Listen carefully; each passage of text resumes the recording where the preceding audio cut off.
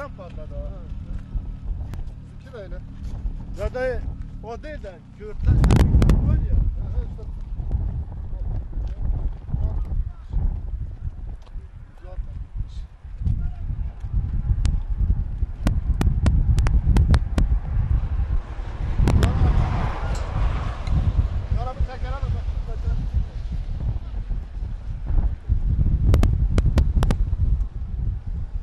Conta gitmiş.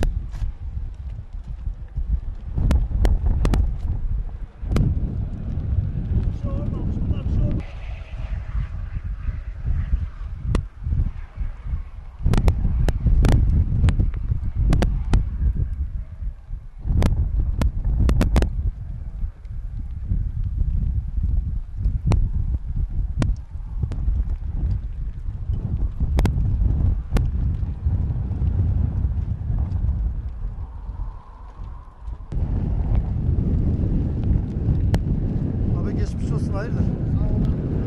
Tekerlerimiz patladı.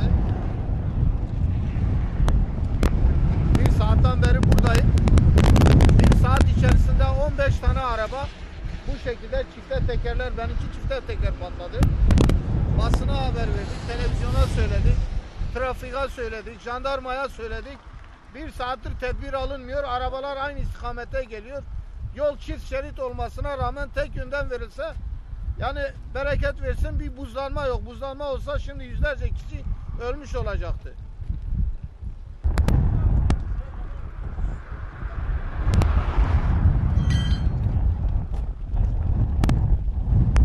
Karayolları işte. Karayolları arıyoruz, daha hala cevap vermiyor. Bile bile kazılan bir çukur midir nedir ya? Binlerce araba, yüzlerce araba burada mahsur kaldı.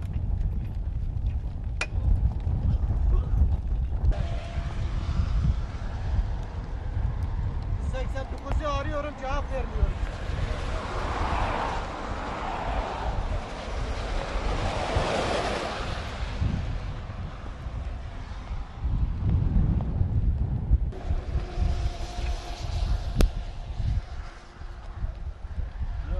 Abi geçmiş olsun. Sağ olasın paşam. Teşekkür ederim. Hayırdır abi, ne olmuş? Ya lastik patladı ya. Çukurdan dolayı aniden vurdu. Bu sefer kenet bijonumuz iş girmiş. Açamıyoruz yani. Bunun yol şimdi Görüyor musunuz?